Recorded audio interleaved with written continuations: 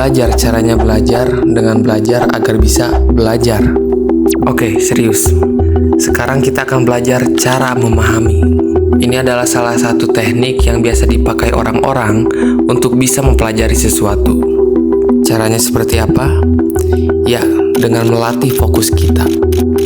Fokus terhadap materi apa yang sedang dipelajari. Ada banyak hal yang bisa kita lakukan untuk kita bisa menjaga fokus kita. Contohnya, membuat lingkungan yang nyaman, membuat target belajar, menggunakan metode yang pas untuk kita, dan juga menjaga kesehatan fisik dan mental agar kita bisa tetap berlogika. Nanti muncul lagi nih pertanyaan, bagaimana kalau kita sudah fokus tapi susah untuk mengingat? Ada beberapa hal yang biasanya aku terapkan untuk mengatasi masalah ini. Dengan cara melatih otak untuk dibiasakan terus berpikir, dengan cara membuat cerita di kepala, membuat lagu, menulis, membaca, atau bahkan saat bermain game.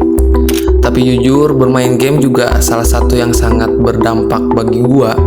Tapi dalam catatan, bermainnya dalam waktunya. Karena segala sesuatu yang berlebihan itu berdampak tidak baik ya mas teh. Bermain game lah seperti catur, COC, main Mobile Legends juga untuk mendapatkan suffix 1 versus 5 membutuhkan strategi dan pemikiran yang matang. Lanjut ke metode selanjutnya yang biasa gua gunakan adalah teknik Feynman. Teknik ini adalah teknik di mana kita mengajarkan kembali materi apa yang kita pelajari kepada orang lain.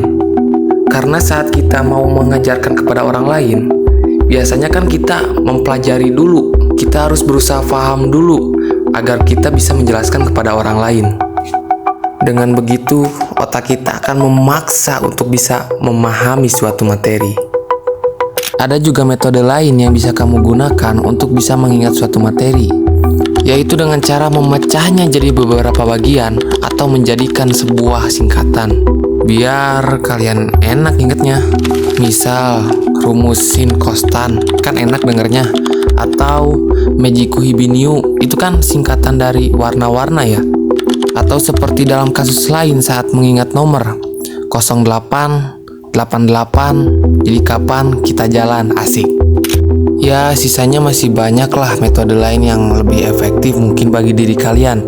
Karena setiap orang tuh punya metodenya masing-masing. Intinya jangan ragu dan jangan merasa malu jika memiliki metode yang sedikit berbeda dengan orang lain.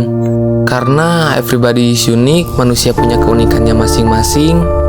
Ada yang belajar dengan pergi ke tempat sunyi, ada juga yang mudah belajar saat mendengarkan musik. Dan satu hal yang harus kalian ingat bahwa meskipun sudah menggunakan banyak sekali metode, itu semua akan percuma jika kalian tidak memiliki niat atau tekad belajar itu sendiri. Manusia itu bukan makhluk yang sempurna, tapi sebuah ilmu sudah pasti akan berguna, tergantung bagaimana cara kalian menggunakannya. So, mulailah belajar dari sekarang dimanapun kalian berada.